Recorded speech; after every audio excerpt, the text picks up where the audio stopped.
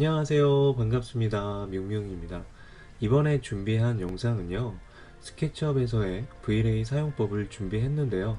학습 레벨이 처음 접하시는 분들을 위한 레벨인 만큼 기본기를 익히기 위한 학습 내용으로 영상을 담아보도록 하겠습니다. 자, 그럼 지금부터 시작해 볼게요.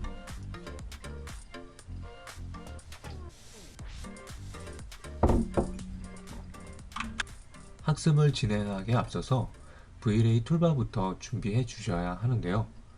V-Ray 툴바는 총 4가지로 구성이 되어져 있습니다. 먼저 V-Ray 스케치업, V-Ray 라이트, V-Ray 유틸리티, V-Ray 오브젝트, 이렇게 4가지로 구성이 되어져 있고요. V-Ray 기능을 사용하는 데 필요하기 때문에 툴바부터 준비해 주시면 되겠습니다. 자, 그럼 지금부터 본격적인 학습을 시작해 보도록 하겠습니다. 자, 그럼 렌더 기능부터 학습을 진행해 보도록 하겠습니다. V-Ray for 스케치업 툴바에 렌더 아이콘을 클릭하시면 V-Ray 프레임 버퍼 창을 통해 렌더링이 진행되게 되는데요. 렌더링이라고 하는 것은 사실적인 느낌을 화상으로 구현해내는 과정을 바로 렌더링이라고 합니다. 이 렌더링의 최종적인 결과물이 나오기까지는 어느 정도 소요 시간이 필요하게 되는데요. 화면 하단에서 렌더링의 진행 상황을 어느 정도 확인하실 수가 있고요. 화면 상단에 보시면 어버트 렌더링이라는 아이콘이 있는데요. 어버트 렌더링 아이콘이 자동으로 종료될 때까지 기다려 주셔야 최종 렌더링이 끝나게 됩니다. 만약에 중간에 렌더링을 종료하고자 할 때는 어버트 렌더링 아이콘을 클릭하셔서 중단도 가능하고요. 다시 렌더링을 진행하고자 하실 때는 이 프레임 버퍼 창에도 렌더링 기능이 있기 때문에 렌더 아이콘을 클릭하셔서 바로 렌더링을 진행하실 수도 있는데, 여러분들이 알아두셔야 할 점은 이렇게 렌더링을 다시 진행하셨을 때 처음부터 렌더링이 진행된다는 사실입니다. 그리고 프레임 버퍼 창을 닫았을 때 이 렌더링은 계속 렌더링이 진행되게 되고요. 이 프레임 버퍼 창을 다시 불러오고자 하실 때는 V-Ray for 스케치업 툴바에 프레임 버퍼 아이콘을 클릭하셔서 대화창을 다시 불러오시면 됩니다. 그 다음에 렌더링된 이미지를 저장하고자 하실 때는 세이브 아이콘을 클릭하셔서 파일 이름과 원하시는 파일 형식을 지정하신 다음에 저장을 눌러주시면 렌더링 이미지를 저장하실 수가 있습니다. 자, 그럼 다음 학습으로 넘어가도록 하겠습니다. 이번에는 렌더링 화면 설정과 관련된 몇 가지 부분을 학습해 보도록 할 텐데요. 먼저 V-Ray for 스케치업 툴바에서 Asset Editor 아이콘을 클릭해 줍니다. Asset Editor 대화창에 보시면 톱니바퀴 모양의 세팅 아이콘을 클릭해 주시고요. 아래쪽 목록에서 렌더 아웃풋 부분을 마우스 왼쪽 클릭을 눌러주시면 세부 설정을 보실 수가 있는데요. 먼저 세이프 프레임부터 학습을 진행해 보도록 하겠습니다. 이 세이프 프레임은 스케치업에서의 화면과 렌더링 화면이 동일하게 렌더링이 될 수 있도록 해주는 기능이라고 보시면 좋을 것 같은데요. 현재 세이프 프레임을 비활성화 해 놓은 상태에서 렌더링을 했을 때는 스케치업 화면과 렌더링 화면이 확연히 다르다라는 것을 보실 수가 있는데요. 세이브 프레임 기능을 사용하게 되면 스케치업 화면에서 밝은 부분과 어두운 부분이 나타나게 됩니다. 이 상태에서 렌더링을 다시 한번 진행했을 때 밝은 부분이 렌더링에서 보여지는 걸 보실 수가 있는데요. 여러분들이 보여주고자 하는 화면 부분을 정확하게 렌더링을 하고자 하실 때는 세이프 프레임을 꼭 사용해 주시는 걸 권장합니다. 그럼 다음으로 넘어가겠습니다. 이번에는 이미지 위드 하이트 부분을 알아보도록 하겠습니다.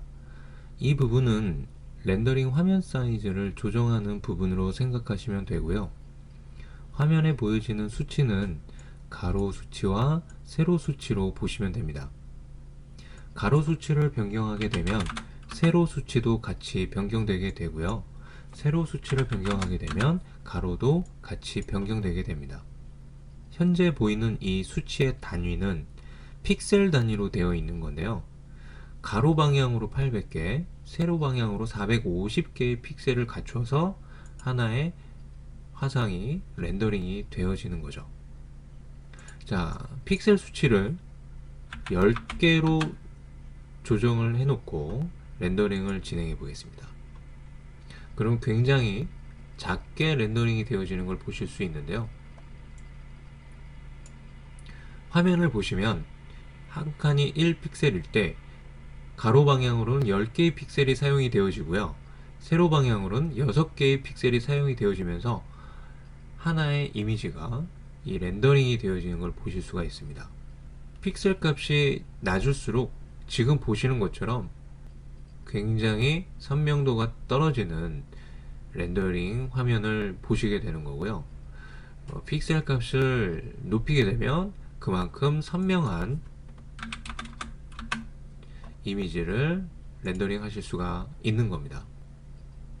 여기서 픽셀 수치는 나중에 출력과도 굉장히 중요한 관계가 있는데요. 적절한 픽셀 수치를 사용을 해줘야 출력을 했을 때 선명한 출력물을 얻어낼 수가 있어요. 만약에 이 픽셀 수치가 적절치 않은 경우에는 출력을 하셨을 때 선명도가 많이 떨어지는 이미지를 얻게 됩니다. 그래서 출력을 하실 때는 적절한 이미지 수치를 지정하셔서 렌더링을 하셔야 되는 부분이 있는데요. 최소 사이즈를 2000 이상의 값으로 지정을 하셔야지만 A3에서 어느 정도 깨지지 않고 선명한 이미지를 출력해 줄 수가 있어요. 그래서 이미지 사이즈, 즉 픽셀 사이즈는 굉장히 중요한 부분이기도 합니다. 최종 결과물을 렌더링 할 때만 사이즈를 높여서 사용하시면 좋을 것 같아요. 자, 그럼 다음 학습으로 넘어가겠습니다. 이번에는 에스펙 레이셔 부분을 학습해 보도록 하겠습니다. 에스펙 레이셔라는 부분은 화면 고정 비율을 조정하는 기능인데요.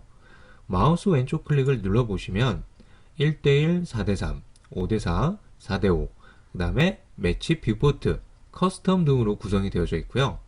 각 설정된 비율 값을 사용하게 되면은 그 비율로 렌더링 비율이 바뀌게 됩니다. 여기서 고정된 비율값 말고 매치 뷰포트를 사용하시게 되면 스케치업에서의 화면 비율과 동일하게 렌더링이 되게 되는데요. 여기서의 쉐이프 프레임 기능은 자동으로 비활성이 이루어집니다. 마지막으로 커스텀이라는 기능을 살펴보겠습니다. 커스텀은 사용자가 직접 조정하는 기능인데요. 에이스펙 위드와 하이트에서 비율값 조정을 통해서 설정을 바꿔줄 수가 있고요. 위에 이미지 위드 하이트 부분을 이용해서 여러분들이 직접 이미지 가로 세로 값을 바꿔주실 수도 있습니다. 하지만 여기서 가로 값을 수정을 하셨을 때 세로 값이 같이 변경이 되는 것을 보실 수가 있는데요. 이럴 때 개별적으로 조정을 하고 싶을 때는 옆에 락 아이콘을 클릭하셔서 개별적으로 값을 수정하실 수가 있습니다. 그럼 여기까지 알아보고요. 다음 학습으로 넘어가도록 하겠습니다. 이번에는 세이브 이미지 기능에 대해서 알아보도록 하겠습니다.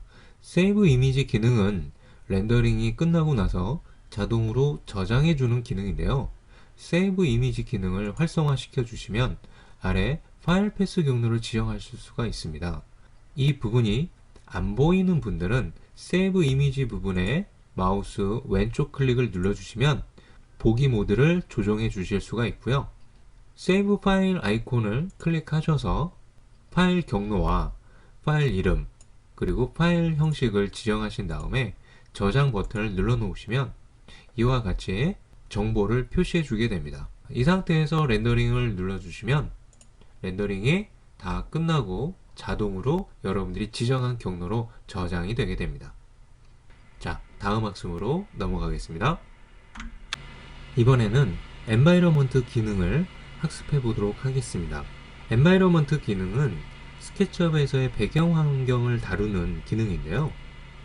엔바이러먼트 부분을 왼쪽 클릭해 주시면 좀 더 세부 설정들을 확인하실 수가 있고요. 여기서는 배경 밝기 정도만 알아보고 넘어가도록 하겠습니다. 배경 밝기를 조정하기 위해서는 바로 이 부분의 수치를 조정해 주시면 되는데요. 이 배경의 밝기를 조정을 하시고 렌더링을 다시 들어가셨을 때 렌더링이 되어질 때의 밝기가 분명히 밝아지는 걸 보실 수가 있습니다. 이 엔바이러먼트는 배경의 밝기가 조정이 되는 부분이기 때문에 지금 실내 분위기에서의 창이 존재하지 않는다면 현재처럼 밝기가 밝아지거나 어두워지는 설정에 대한 효과는 보실 수가 없다라는 거죠. 그래서 작업 상황에 따라서 이 배경 밝기는 사용해 줘야 되는 경우가 있고요. 그렇지 않은 경우가 있다라는 점 참고하시면 좋을 것 같습니다. 자, 그럼 다음 학습으로 넘어가도록 하겠습니다.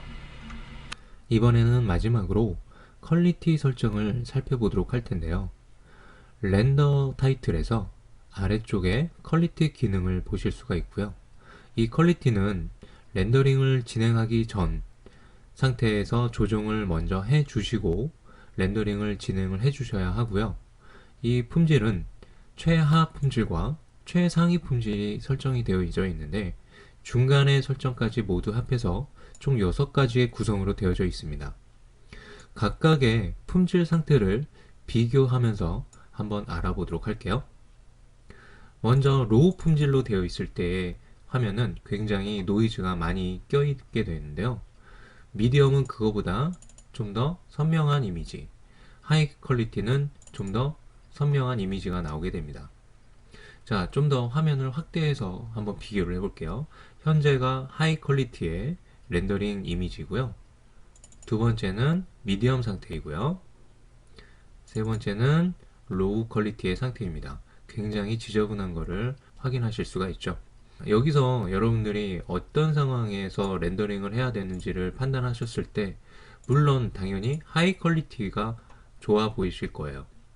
하지만 이 부분은 적절하게 여러분들이 설정을 해주셔야지 무조건 하이 퀄리티만 사용을 하셨을 때는 렌더링 시간이 굉장히 오래 걸린다는 부분을 설명드리고자 하는데요.